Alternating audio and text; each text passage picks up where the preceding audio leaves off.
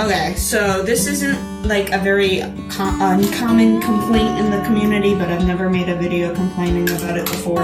And also, like, I'm fixing to go to prom, you guys. I'm gonna make this quick, because I am going to prom. I am doing my makeup while making this video. This could be a get ready with me. Anyways, but like, I would just like to say the Warrior Cats naming system is broken. Now, in the first arc, last names used to mean something. The heart suffix was uncommon and not very overused as much as it is now.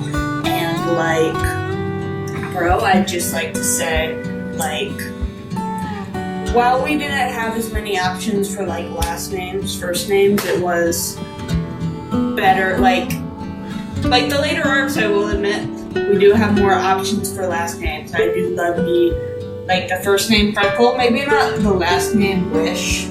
There are 2 Freckle Wishes, but there are a lot more options for first names, and I do think that is good, especially when we have like 50 cats per clan.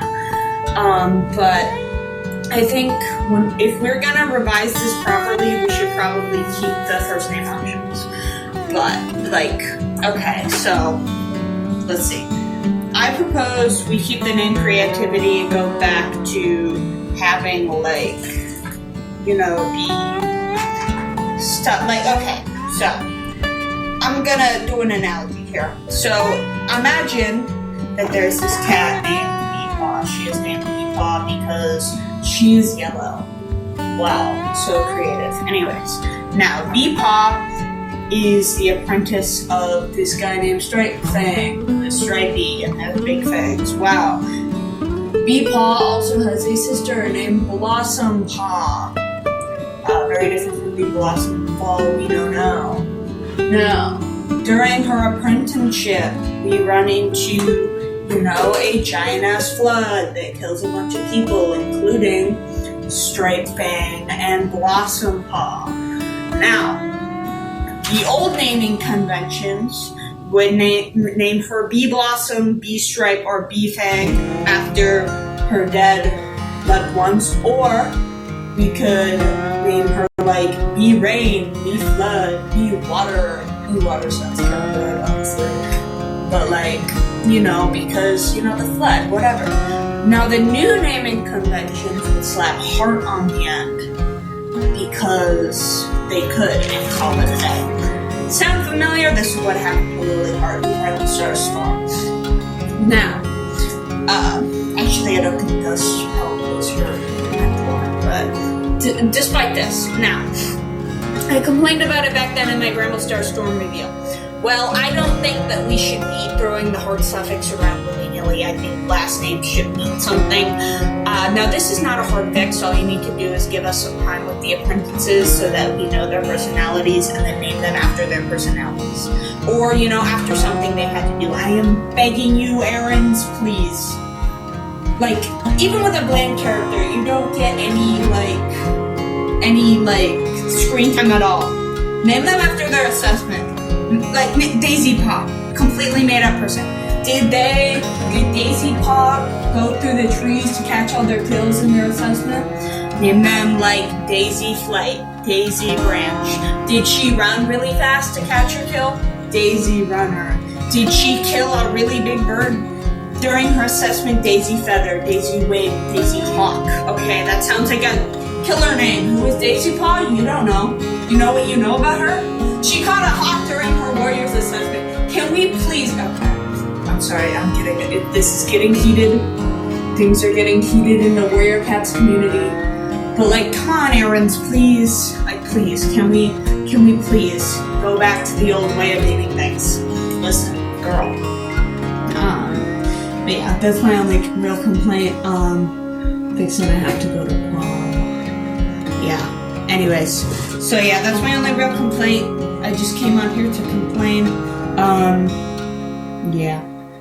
So, like if you agree. Anyways, gotta go. Bye. No, don't like if you agree. Stay for a minute, okay? Now, why is all of this important? I'm back from prom, by the way. Why is all of this important? Why is the name of a Warrior Cats character so important to the series? It's really not. Names are not important. But the they are important to sort of like the energy of the character, and I think that they can be really, really meaningful. I think it's a lot of wasted potential to just keep naming people Hart. I think it takes away the meaning of the Hart suffix. I think that, like, I also really, really like it when characters are named after their personality. So, for example, Ivypool. There is no reason for Ivypool to be named Ivypool. It does not fit her personality. Me personally, if I were Firestar, if I were to name Ivypool, I would have named her something else, like Ivy Creep maybe, or Ivy Claw, because she's so good at fighting. I don't know. Ivy Pounce, because she's a very good pouncer. I don't know. One of those. I would name her one of those. That is like, so the pool stuff, it kind of implies that she's peaceful, you know? So take Leaf Pool. Leaf Pool is a very good example. Who was also named after something she did because she found the moon pool.